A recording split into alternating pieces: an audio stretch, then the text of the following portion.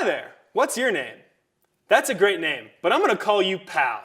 Okay, Pal, I'm going to walk you through the basics of setting up a snowboard rental package. As with everything in snowboarding, it all starts with the boot. So you're going to want to get the proper measurement of the customer's foot size. Once you have their correct foot size, you can bring out the corresponding snowboard boot.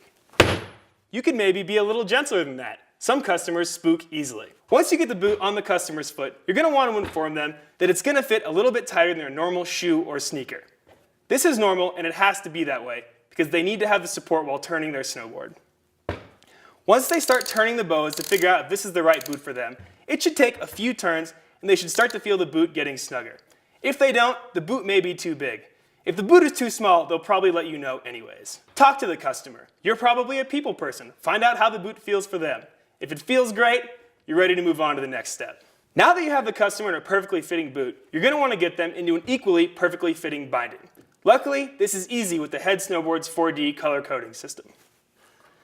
All we're going to do is match the color coding on the binding to the color coding on the boot. In this case, the color coding is red. This is important to get this match right, and it's very important to the customer having a good experience. If the binding is too small, they're going to have toe drag and eat snow. This is neither a satisfying meal nor a fun experience.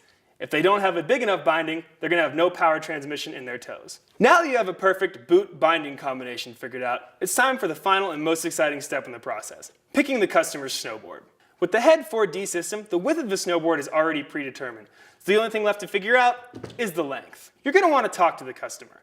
I know after all this time talking, you may begin to feel slightly attracted to them. You should keep those feelings under wrapped until the end of the process. The more experienced customer will probably tell you what size snowboard they want to ride.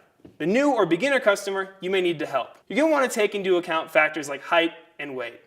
Based on their height and weight, you may want to pick a board somewhere between the chin and lower neck range. In my case, that would be the 154 in the red color code.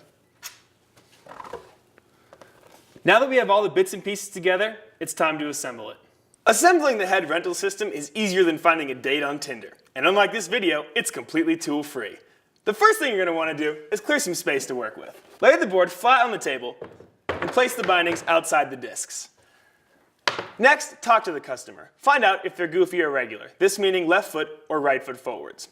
While talking to them, you're going to want to ask if they have any preferred angles. If they're not sure what they want their angles to be, you can set them up with something common.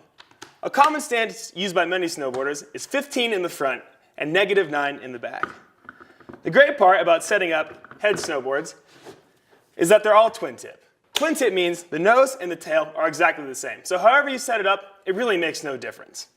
Now that you have the bindings attached to the board, you're going to want to explain to the customer how their equipment is going to work once they get to the mountain. The most important thing to explain is how to get the customer's foot in and out of the binding with ease. To do this, simply use the release levers to open the binding. Now that the binding is open, you're going to want to take the boot, place it in the binding with the heel all the way against the heel cut.